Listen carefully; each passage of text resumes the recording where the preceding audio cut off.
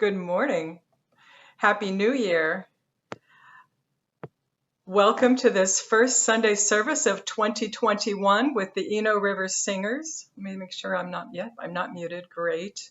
Um, we are the Eno River Unitarian Universalist Fellowship in Durham, North Carolina, and I'm Reverend Deborah Cayer, the lead minister here. Whoever you are, wherever you come from, wherever you are on your spiritual journey, whomever you love, your full identity, all of you is welcome here. If you are visiting with us for the first or the second time, I invite you to put your name in the chat box. You'll find a welcome there and a link to some more information about us. And also at noon today, we are going to be offering our Inquirers class. You can find the link for that on our website.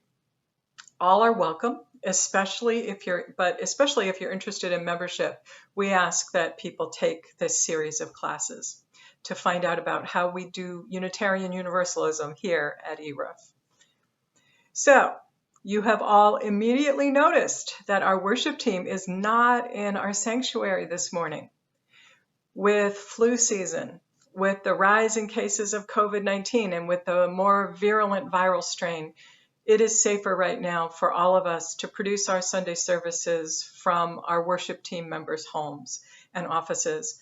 And so at home, you're still going to access the live service and the recorded service the same way that you usually do.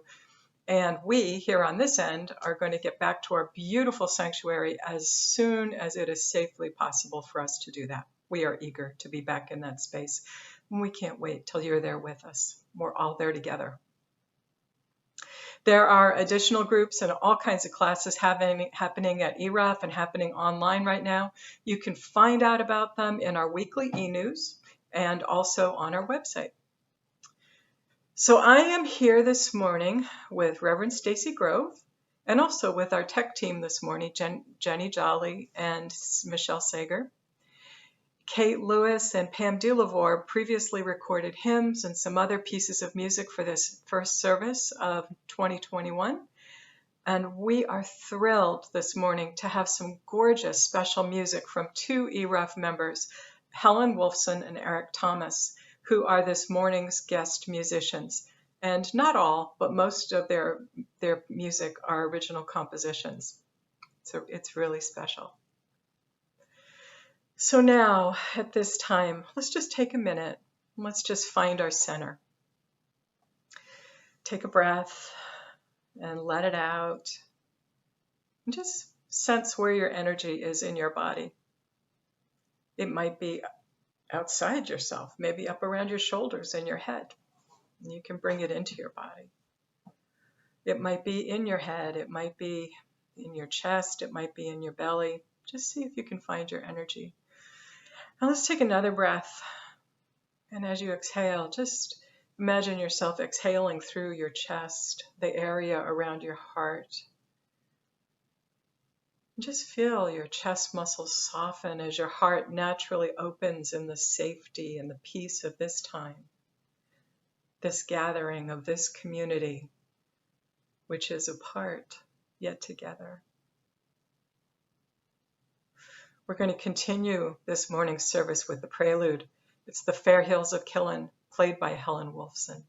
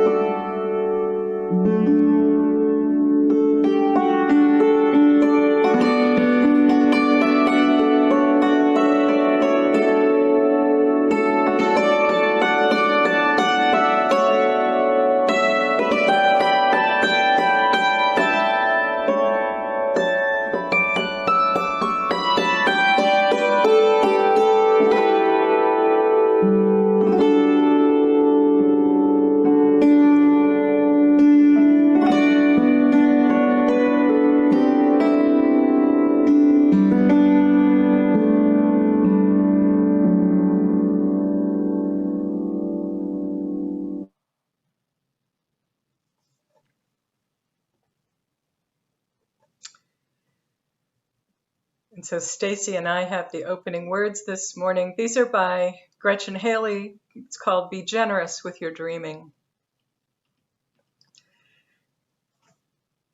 Cast your vision here in the middle of the hardest moment, the turning of the new year, this life with so much worth saving, this fragile earth.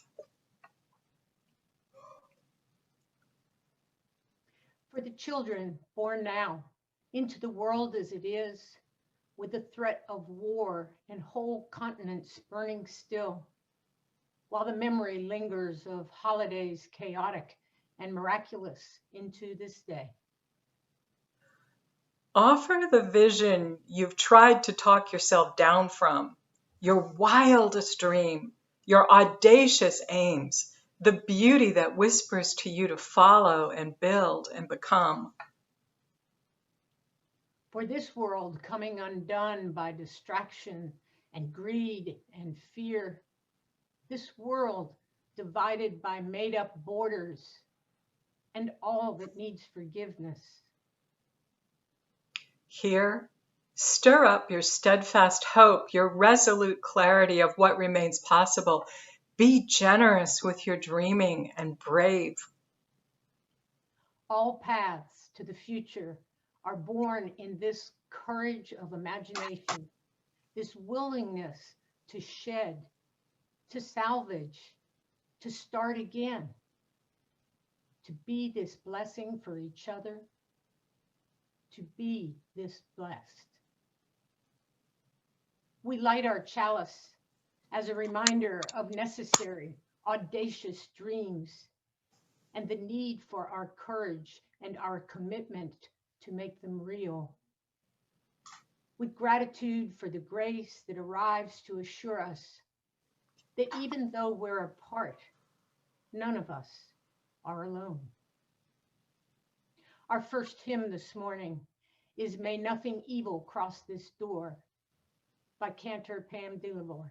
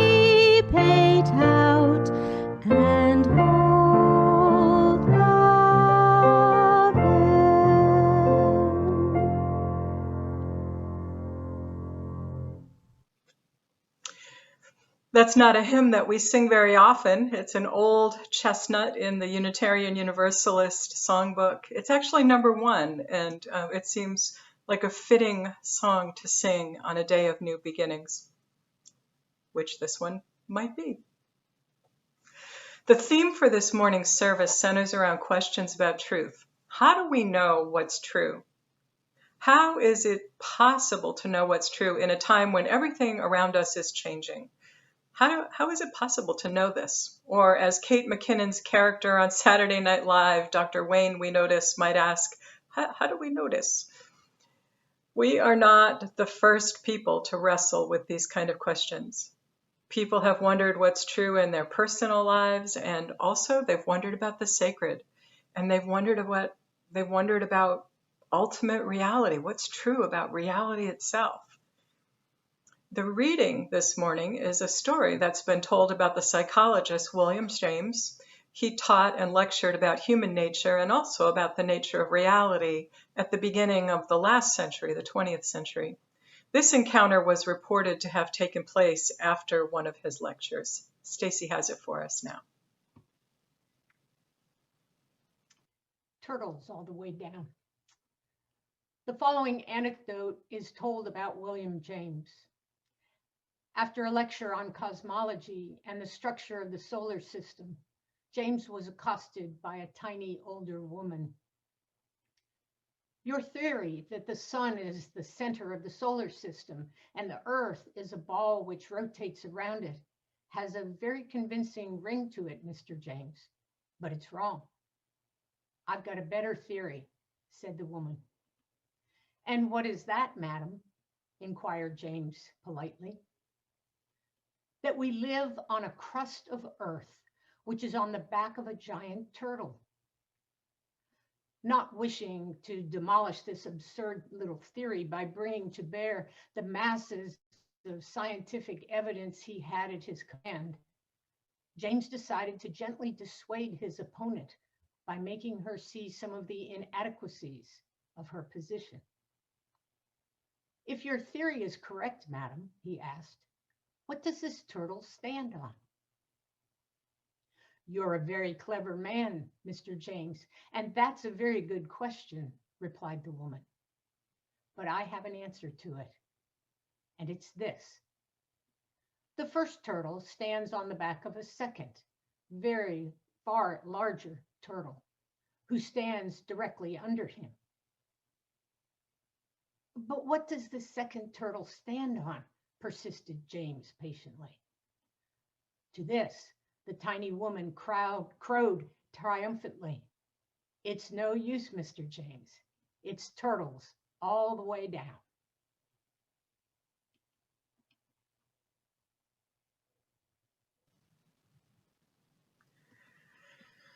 Oh, turtles all the way down. I love that little story. I've heard different versions of it. Maybe you have too. It's an old story. There are bits of it that go way back to Hindu mythology. And it contains the question, how do we know what's real and what's true? What's the foundation of our knowledge? So how do we know what's true? This question comes up now quite a lot, even in mundane ways. But these last 4 years, it's been especially challenging, to the point that now whenever I hear someone pontificating about fake news, when it's actually something that respected journalists and other experts have verified as real and true, I just assume that the person at the podium is lying in order to cause havoc by spreading disinformation. At the same time, in an oddly parallel way, this has also helped me better understand something that my friends who are Black or people of color have occasionally shared. They've shared that at times their lived experience has been so radically different from the way that white people have interpreted a situation that they have both been in, that the world at times seems to tilt at odd angles. And it takes them an enormous amount of energy just to get through the situation because they are left wondering, what's true? They say that it sometimes leaves them feeling a little bit crazy. And I start to realize with a shock that people that I love and that I really care about have been having this experience of an overwhelming power that insists on a story that does not cohere with their lived experience, sometimes to the point of endangering their lives. And this wondering about what's true, the struggle over defining what's true, has been going on for a lot longer than 4 years. more like 400 years. And then, of course, the pandemic has really tested what we all know is true, or what we don't know. At first, there was the stress because scientists didn't yet much know about the virus. And then came the stress of listening to the president, whose job it is to protect the American people, deliberately spread false information, as though the virus were one more contestant that could be manipulated on a fake reality TV show, as though the scriptwriters were in charge. All of this was really getting to Saturday Night Live actor Kate McKinnon this past fall. And to cope and to let off a little stress about how much all of us don't know, she created a character, Wayne, Dr. Wayne We Notice. He's a kind of a cross between Einstein and Dr. Fauci and Groucho Marx. What do we know about the virus? We notice. When will this end? We don't notice. This past October, when the pressure of all the unknown about the pandemic and the approaching election and everything else finally got to McKinnon, she lost it and she fell out of character in the middle of a skit. She was hysterical, and her fellow actor, Colin Jost, asked her at one point, Kate, are you okay? Jenny, can you play that clip now?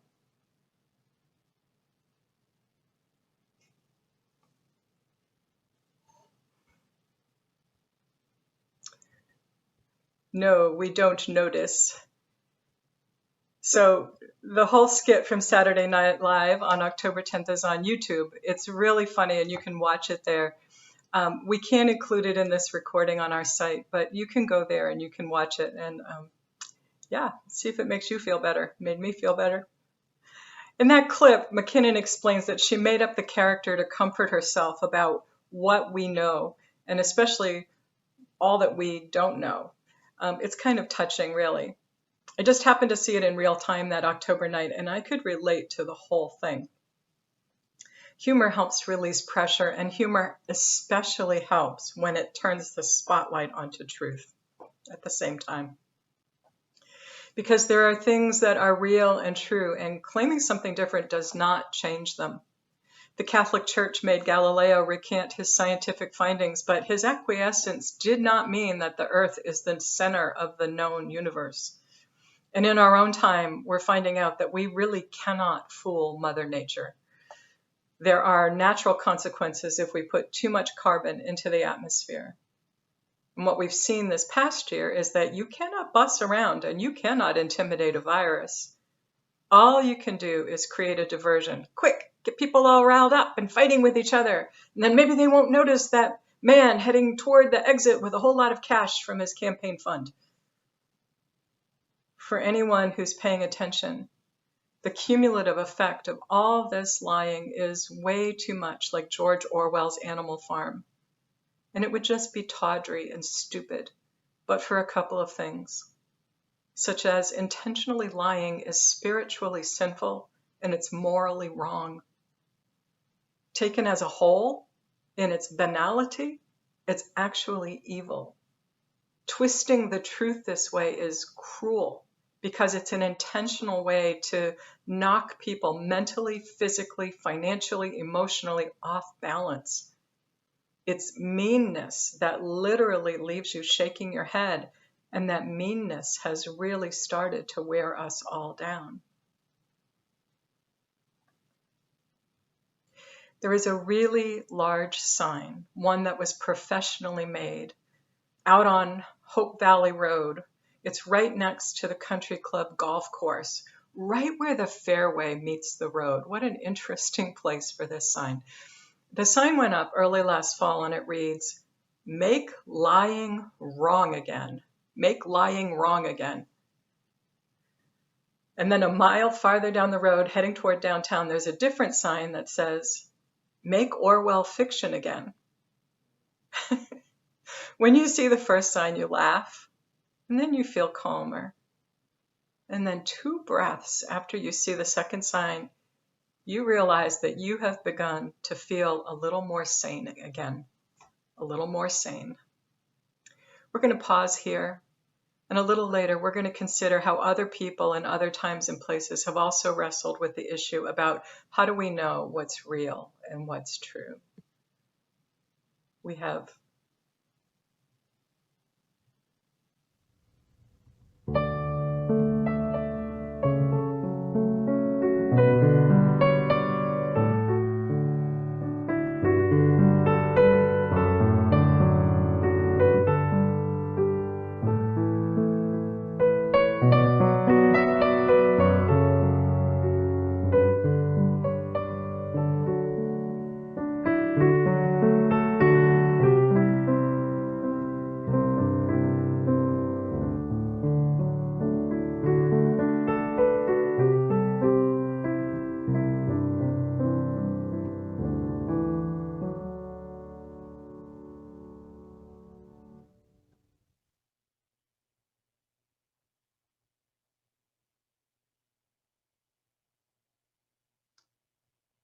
Please join me in the spirit of meditation and prayer.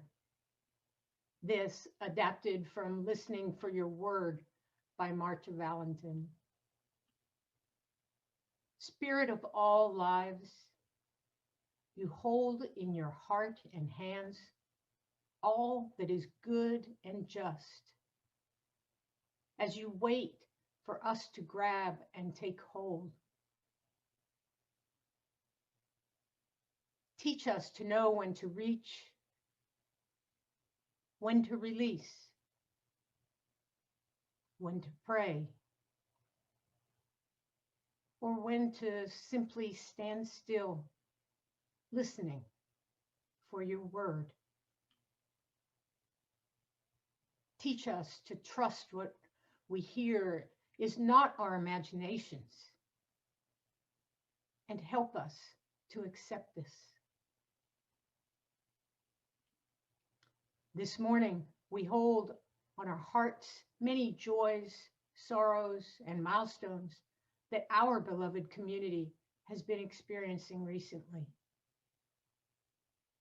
The families of longtime ERUUF members Anna Smiley, Harriet Hooper, and Barbara Rogers, who died on November 3rd, 6th, and 23rd, respectively. Healing prayers for Emily Cox, who is still recovering from a concussion.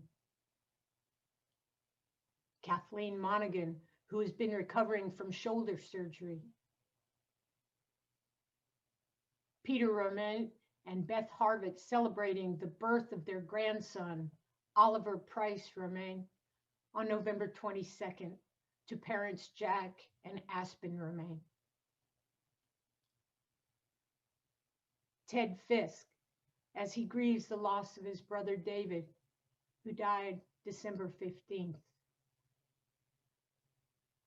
Candace Caraway, who's elated that pen pal friend Fuzzy Best will get a new trial after 28 years on North Carolina's death row. For those who endure the daily challenges of life-altering illness, recovery from surgical procedures, caregivers for loved ones, those experiencing losses, and for unnamed prayers that we carry in the intimate spaces of our hearts. Let us join our hearts together for a moment of silence.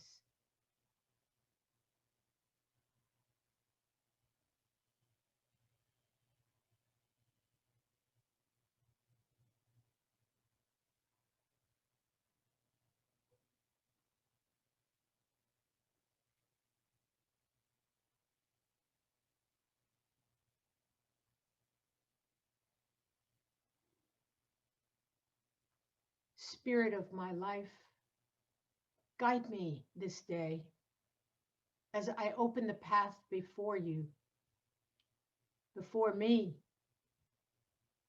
with you as my beacon, my light, the star whose glow I follow. Amen, and blessed be.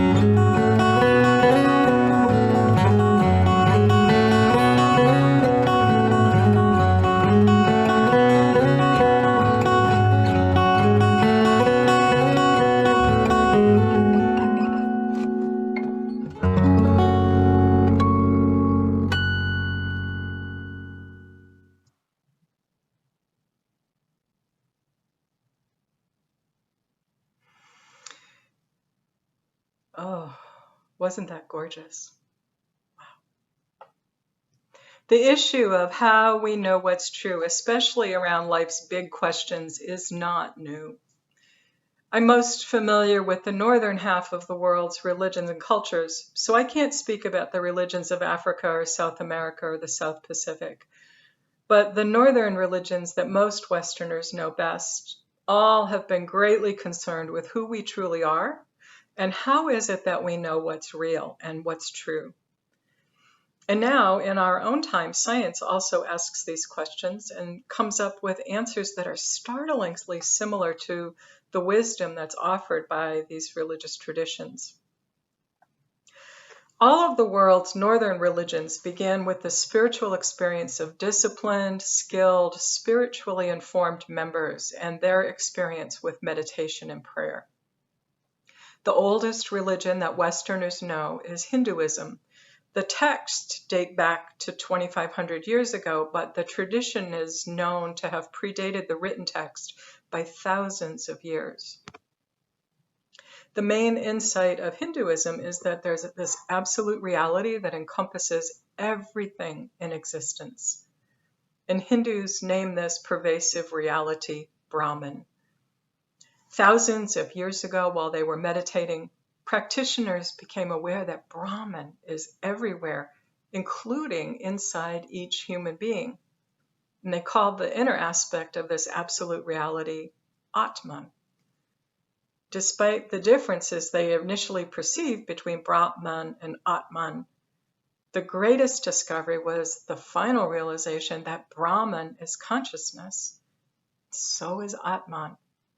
And that in fact, despite some differences in appearances, Brahman is in fact Atman, and Atman truly is Brahman. The place inside the human where Atman and Brahman become conscious of each other is the heart. It's a non-physical place inside of each person where truth can be directly experienced when we are in our deeper state of meditative awareness. So underneath all the layers of reality of the physical world and of the busy day-to-day world, underneath all of that, the ultimate nature of reality is non-dualism. We're the same. It's all consciousness, and it's out there and it's in here. So this insight about non-dual consciousness is Hinduism's main contribution to interreligious dialogue. Buddhism was the next religion to get organized that we know of. It's, of course, based on the life and the spiritual experience of Buddha, who meditated until he discovered the inner reality of his own emptiness. The world is illusion. And what's truly real lies beyond ego, it lies beyond desire, and it's empty. But far from containing nothing, how is this? This emptiness actually is the place where consciousness arises. It's a mystery, but there you go, paradox. It's always a sign that something's pretty important. So out of this emptiness comes consciousness. And Buddhism's great insight is that all consciousness is interrelated to all other consciousness. We are in a web of interbeing, Thich Nhat Hanh talks about. Everything is interconnected at the level of consciousness. So then along come the Abrahamic traditions, Judaism, Christianity, Islam, and they all share teaching that human beings are created in the image and likeness of God. And since God is not material, God is not physical, is not a human, our likeness to God is our capacity for consciousness and for love. The early teachings of all these faiths were later developed by Greek and Roman philosophers who elaborated on ideas about soul and mind. Christian theologians then picked up these ideas and moved them forward. Chief among these was Thomas Aquinas in the 13th century, who believed that the human mind best expresses the essence of soul, but that our highest purpose is to unite love and knowledge within ourselves as a gift from God, and then offer that our own gift back to God. So being human is good. and we're included, and we participate in the ultimate reality of God's love in the cosmos. So Western culture and theology and philosophy then took a turn. This was the proto-beginning of humanism. So it took a turn for several hundred years into the mechanics of what could humans know? What could we do with this world? What could we do with the observable universe? And science arose and art arose. It was a really dynamic time. Hundreds of years. This is a very quick sketch. But by the beginning of the last century, science had begun to encounter the strange behavior of matter in its very smallest particles. At the same time, these quantum investigations included the scientific discovery of the interconnected relationship among all particles, and that this had implications that could also be applied to the vastness of time and space itself. It's at this point that the work of some quantum physicists also bumps up against consciousness, which appears to some to be interconnected, all-pervasive field. That's the ultimate reality of the universe. The fabric of the universe is consciousness. Science also points toward non-duality. It's not an either-or universe, this quantum universe. It's a both and. Seemingly contradictory things can be true at the same time. So scholar, mystic, and educator Wayne Teasdale points out that all of this absolutely is true when it's applied to the world's known religions. It's not a matter of having to choose which one of the world's religions is correct or right. Rather, in this both and world, when you put together the insights from each of the religions, what they all point toward is an interconnected consciousness that is the all-pervading reality of the universe. Just take a moment to let that roll through your mind and through your heart. Wow. Teasdale writes, "The divine is infinite consciousness, the totality, the source, the spirit, the Tao, God, the ground of being, the ultimate reality, the ultimate mystery, the nameless one, Yahweh, Allah. There are countless names for this being. This infinite awareness has a nature which is boundless compassion in itself." Wayne Teasdale.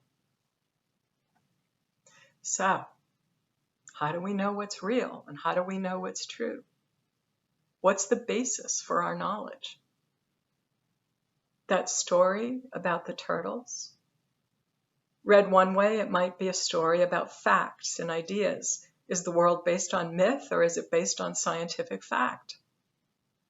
What a non-dual perspective tells us is that it's both. We don't have to choose between science or religion. We need them both for an accurate map of the world. The story about the woman who spoke to William James about the nature of the universe might be a story about a foolish woman if the turtles represent the tiny amount that she knows with her small, tiny, limited mind, the limited perspective of her human being, of her human ego. And that can be a cautionary tale for all of us. On the other hand, what science and mystics each tell us is that the universe is a hologram, and as far as we know from the observation of the smallest units that we can know and we can measure, there is nothing but quantum particles all the way down, and then all the way back up and all the way out to the farthest reaches of space. So if the turtles in the story are understood like quantum particles, well then yes, it could be something like turtles all the way down. What this also suggests, however, is that whatever system we have, it has to have an inner coherence. It has to have integrity. Our facts do need to align all the way across, all the way through a system, and the rules need to be applied fairly all the way across and all the way through as well. That's one of the beauties of the American experiment with democracy. It allowed for the possibility of this, phenomenon and allowed for people to argue and to be included. In a fair democracy, what's good for the goose is good for the gander. What's good for men is good for women, and also for people who don't particularly embody only one or the other gender. They're both or more.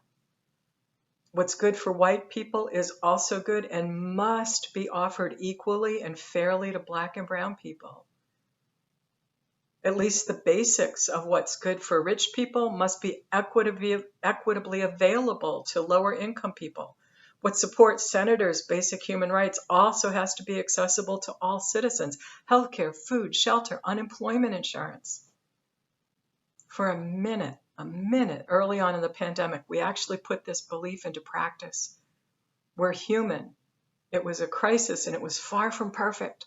But when everyone had enough of the basics, we all calmed down, at least until racial justice issues emerged as they needed to and had to be confronted.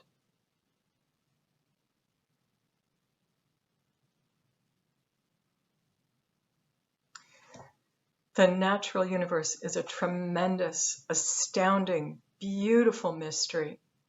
And the way it operates can offer us some good ideas about what it means to offer a good life in accord and in support of all life and in harmony with the divine.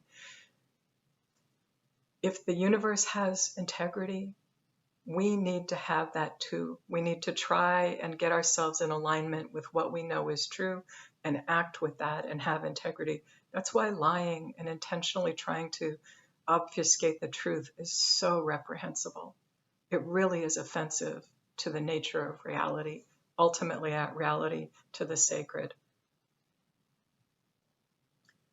In this time of great change, we are wise to wonder, how do we know what's true? The good news is that, like people in all cultures, in all times, in all places, we have the ability to come to know a part of ourselves that is as close as our breath, our mind, our ability to create. It's as close as our ability to think and reason, and also to meditate and pray and love. We need all of these capacities. We need all of these parts and all of these abilities.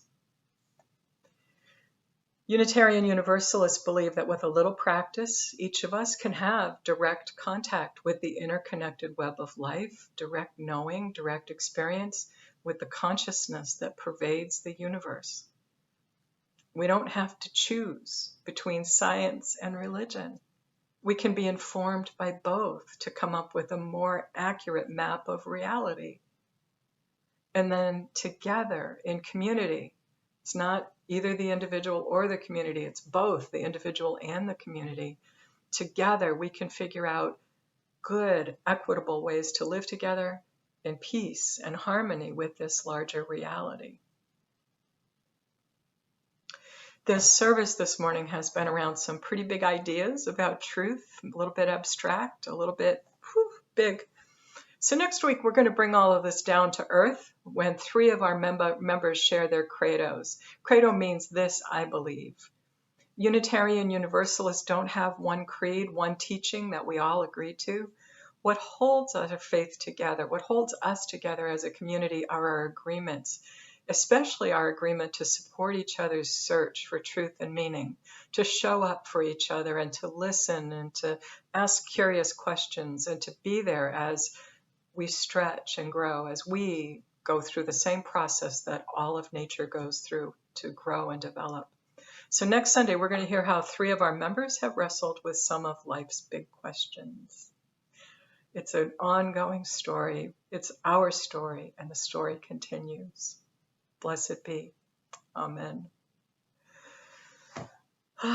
Wow. So friends, we have this wonderful community and it's in our hands, it's in our hearts, and we are the people who take our time and our talent and our treasure and we support this beloved community. And so we give it a lot. We give it our love, and that's everything, right? Right now, this is the time in our service where you can think about what you want to give and what it is that you're called to give and how you want to give it. If you would like to make an offering to the work of this congregation, there should be something in the chat box, a link that you can click on. You can go to our website. We have a secure portal. You could send in a check. You may already have this all set up in your automatic giving. Thank you if you do. It's good to be together. And so now here is Helen Wolfson with an original composition for the offertory.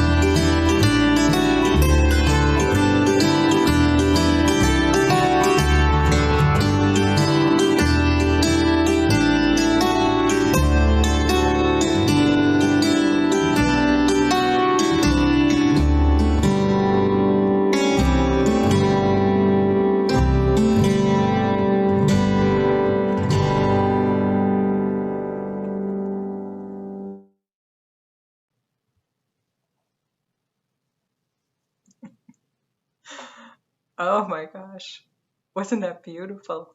Oh, we give thanks for all the gifts so generously given that help to make the fabric of this beloved community strong so that we can take our love and help each other and also bring our love to the world.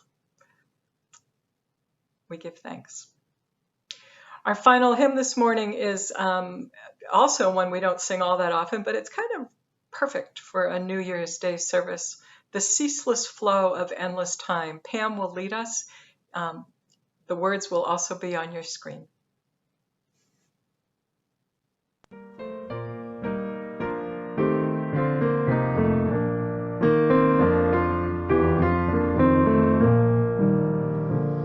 The ceaseless flow of endless time, no one can check or stay.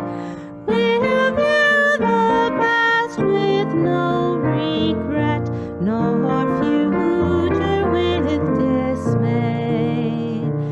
The present slips into the past, and dream like melts away. The breaking of tomorrow's dawn begins anew today. The past and future ever meet in the eternal now, to make each day a thing complete shall be our New Year's vow.